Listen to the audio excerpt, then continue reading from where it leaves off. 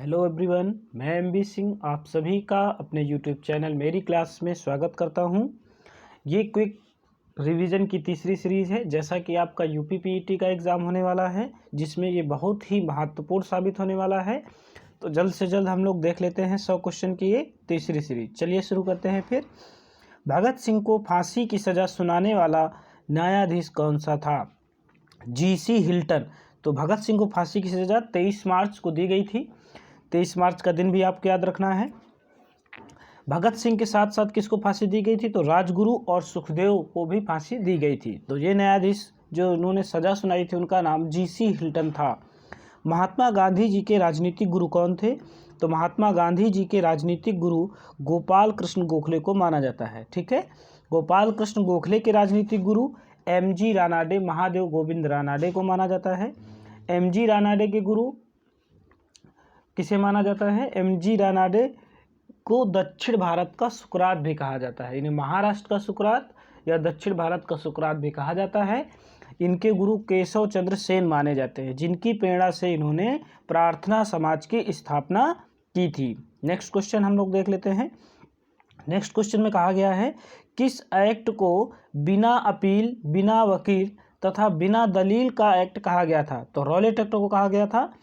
Rowlatt act के विरोध में ही जलियांवाला बाग हत्याकांड हुआ था। जलियांवाले बाग में लोग बहुत सारे एकत्रित हुए थे, तभी 13 अप्रैल 1919 को ये घटना हुई थी। डंडा फौज का गठन किसने किया था? मोस्ट इंपॉर्टेंट है। डंडा फौज का गठन किसके द्वारा किया गया था? चमनदीप के द्वारा डंडा फौज का गठन हुआ था और ये पंजाब के रहने वाले थे। निरंकारी आंदोलन की शुरुआत किसने की थी? निरंकारी आंदोलन दयालदास जी ने शुरू किया था। नेक्स्ट क्वेश्चन है, सबसे कम उम्र में फांसी की सजा पाने वाले क्रांतिकारी कौन थे? मोस्ट इंपॉर्टेंट है ये। खुदीराम बोस जो थे, सबसे कम उम्र में फांसी की सजा इनको दी गई थी। जलियांवाला बाग हत्याकांड के विरोध में कैसर ए हिंद की उपाधि किसने वापस कर दी थी? तो कैसर ए हिंद की उपाधि किसने लेने से मना कर दिया था? महात्मा गांधी जी ने। ठीक है, नेक्स्ट पॉइंट है, संविधान के किस अनुच्छेद के अंतर्गत राष्ट्रपति को पद से हटाया जा सकता है? तो अनुच्छेद 61 के तहत राष्ट्रपति पर महाभियोग की प्रक्रिया लगाई जा सकती है और उसके पारित होने के बाद राष्ट्रपति का पद खाली हो जाता है। संघ लोक सेवा आयोग के अध्यक्ष एवं सदस्यों की नियुक्ति कितने वर्ष के लिए होती है? तो 6 वर्ष के लिए संघ लोक सेवा आयोग के सदस्यों की और अध्यक्ष की नियुक्ति होती है। वर्तमान समय में यूपीएससी के अध्यक्ष या संघ लोक सेवा आयोग के अध्यक्ष प्रदीप कुमार जोशी जी हैं। कौन है? प्रदीप कुमार जोशी हैं। इनका नाम भी याद रखिएगा। भारत की सबसे बड़ी झील कौन सी है? तो भारत की सबसे बड़ी झील कौन सी है? चिल्का झील है और ये कहाँ पर पड़ती है? उड़ीसा में पड़ती है। ये खारे पानी की भी झील है। विश्व की सबसे बड़ी झील पूछी जाए तो कैस्पियन सागर है। ठीक है, नील नदी कहाँ से निकलती है? ये विश्व की सबसे लंबी नदी है और ये अफ्रीका में स्थित विक्टोरिया झील से निकलती है। कहाँ से निकलती है? विक्टोरिया झील से ये निकलती है। नेक्स्ट पॉइंट है आपका, पृथ्वी पर कुल कितना प्रतिशत भाग भूभाग है? स्थलखंड कितना है? तो 29% पृथ्वी पर भूभाग है और 71% क्या है? आपका जल है। अंतर्राष्ट्रीय तिथि रेखा को क्या कहते हैं? तो अंतर्राष्ट्रीय तिथि रेखा को 180 डिग्री देशांतर रेखा भी कहा जाता है। गदर पार्टी की स्थापना किसने की थी? तो गदर पार्टी की स्थापना 1913 में लाला हरदयाल काशीराम जी ने मिलकर सैन फ्रांसिस्को अमेरिका में की थी। कहाँ पर की?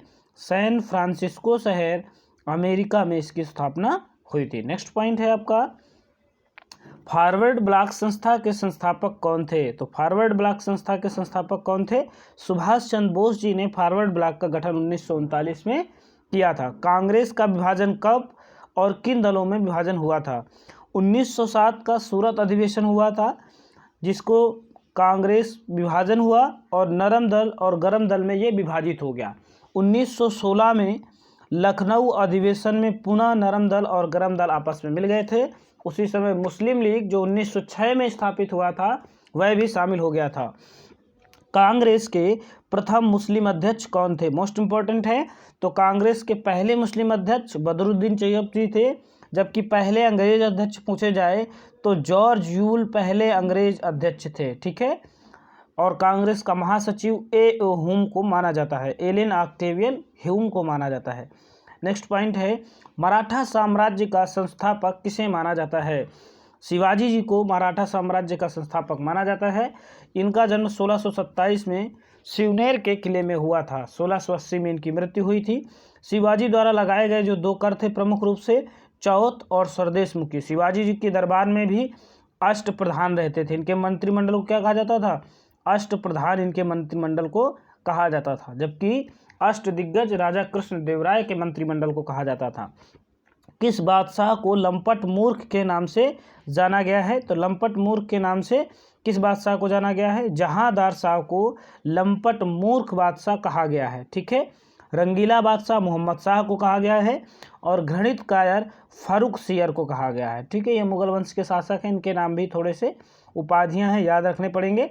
फर्रुखसियर को घृणित कायर कहा गया है। ईरान का नेपोलियन किसे कहा गया है? तो नादिर शाह को कहा गया है। भारत का नेपोलियन किसे कहा गया है? V.A. स्मिथ ने समुद्रगुप्त को भारत का नेपोलियन बताया है। ठीक है। नेक्स्ट पॉइंट है आपका, मुगल दरबार में आने वाला पहला अंग्रेज कौन था? तो मुगल दरबार में आने वाले पहले अंग्रेज कैप्टन हॉकिंस थे। ये जहांगीर के दरबार में आए और इन्हें खान की उपाधि मिली। इसके बाद इन्हें इंग्लिश खान भी कहा गया था। गुरुमुखी लिपि का आरंभ किसने किया है? गुरु अंगद ने किया है। ये सिख धर्म के दूसरे गुरु थे। सिख धर्म की स्थापना किसने की थी? गुरु नानक ने की थी। उनका जन्म 1469 ईस्वी में हुआ था। खालसा पंथ की स्थापना किसने की थी? गुरु गोविंद सिंह ने की थी। ये सिख धर्म के 10वें गुरु थे। ठीक है। नेक्स्ट है, फोर्ट विलियम कॉलेज की स्थापना किसने की थी? तो फोर्ट विलियम कॉलेज की स्थापना लॉर्ड वेलेजली ने की थी। लॉर्ड वेलेजली को भारत में सहायक संधि का जनक माना जाता है, जबकि सहायक संधि की शुरुआत फ्रांसीसी गवर्नर डुप्ले ने की थी। भारत में पहली बार सार्वजनिक निर्माण विभाग की स्थापना किसने की? डलहौजी ने। डलहौजी ने डॉक्ट्रिन ऑफ लैप्से का सिद्धांत भी प्रतिपादित किया था। मोस्ट इंपॉर्टेंट है, इसे भी आप रखेंगे। इसे व्यपगत का सिद्धांत भी कहा जाता है। इसने तार विभाग, संचार विभाग, रेल विभाग, PWD बहुत सारे कार्य किए हैं डलहौजी ने। ठीक है। तो सार्वजनिक निर्माण विभाग, पहली बार संचार व्यवस्था, डाक व्यवस्था और भारत में पहली रेल यात्रा या यात्री रेल डलहौजी के शासनकाल में ही शुरू हुई थी। अजमेर में मेयो कॉलेज की स्थापना किसने की? तो अजमेर में मेयो कॉलेज की स्थापना किसने की है? लॉर्ड मेयो ने अजमेर में मेयो कॉलेज की स्थापना की थी। भारत के उद्धारक की संज्ञा किसे दी गई है? लॉर्ड रिपन को भारत में उद्धारक की संज्ञा दी गई है। स्थानीय सुशासन का इन्हें जनक भी माना जाता है, रिपन को। शिमला समझौता कब हुआ था? तो शिमला समझौता 1972 में हुआ था। ठीक है। नेक्स्ट पॉइंट है आपका, स्वतंत्र भारत के प्रथम गवर्नर जनरल कौन थे? तो स्वतंत्र भारत के प्रथम गवर्नर जनरल लॉर्ड माउंटबेटन बने थे। तात्या टोपे का वास्तविक नाम क्या था? रामचंद्र पांडुरंग तात्या टोपे का वास्तविक नाम था। ये नाना साहब के सेनापति थे। इन्होंने 1857 की क्रांति में नाना साहब का बिठूर में यानी कानपुर में सहयोग किया था। इंग्लैंड में भारतीय सुधार समिति की स्थापना किसने की थी? इंग्लैंड में भारतीय सुधार समिति की स्थापना किसने की? दादा भाई नौरोजी ने की थी। जलियांवाला बाग हत्याकांड में जनरल डायर का सहयोग किसने किया था? किस भारतीय ने किया था? तो उसका नाम हंसराज था, जिसने जनरल डायर का सहयोग जलियांवाला बाग हत्याकांड में किया था। जनरल डायर की 1940 में लंदन में जाकर ऊधम सिंह नामक व्यक्ति ने हत्या कर दी थी। ठीक है, ये भी याद रखिएगा। किसने हत्या की थी? ऊधम सिंह नामक व्यक्ति ने इनकी जाकर लंदन में हत्या की थी, जनरल डायर की। मेवाड़ में भील आंदोलन का नेतृत्व किसने किया था? तो मोतीलाल तेजावत ने भील आंदोलन का आयोजन किया था। भील आपकी राजस्थान की एक प्रमुख जनजाति है। नेक्स्ट पॉइंट है आपका, साइमन कमीशन को और किस नाम से जाना जाता है? तो साइमन कमीशन को व्हाइट मैन कमीशन के नाम से भी जाना जाता है। पहला गोलमेज सम्मेलन कब हुआ था? तो 17 नवंबर 1930 को पहला गोलमेज सम्मेलन हुआ था। इसके बाद 1931 में दूसरा गोलमेज सम्मेलन और 1932 में तीसरा गोलमेज सम्मेलन हुआ था। 1931 के गोलमेज सम्मेलन में कांग्रेस की ओर से महात्मा गांधी जी ने भाग लिया था, जबकि तीनों गोलमेज सम्मेलन में एनी बेसेंट, मदन मोहन मालवीय और भीमराव अंबेडकर जी शामिल हुए थे। भारत को कितने डाक जोन में विभाजित किया गया है?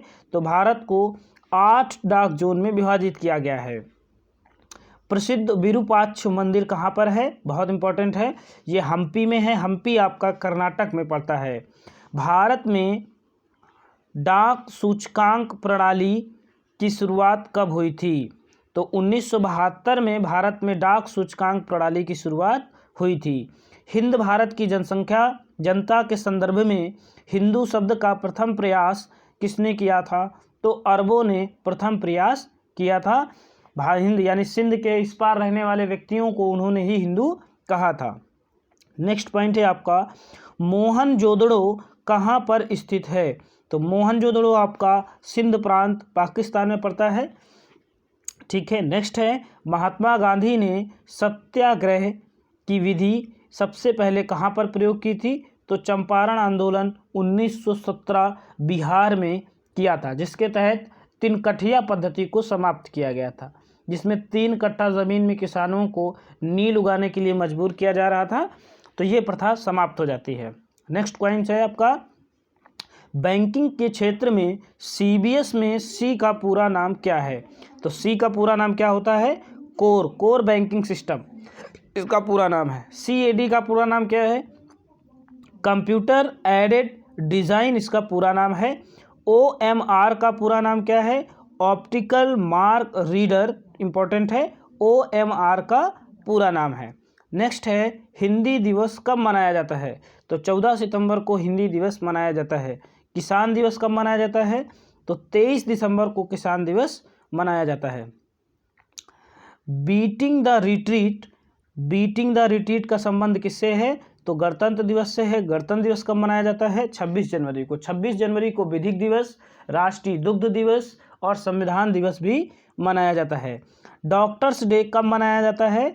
तो 1 जुलाई को डॉक्टर्स डे मनाया जाता है और ये डॉक्टर विधान चंद्र राय के जन्म दिवस पर मनाया जाता है। ठीक है, इसके जन्म दिवस पर मनाया जाता है। डॉक्टर विधान चंद्र राय के जन्म दिवस पर इसको मनाया जाता है। उम्मीद करते हैं ये 50 क्वेश्चन की वीडियो आपको बहुत पसंद आएगी। इसका देखने के लिए आप सभी लोगों का बहुत बहुत धन्यवाद।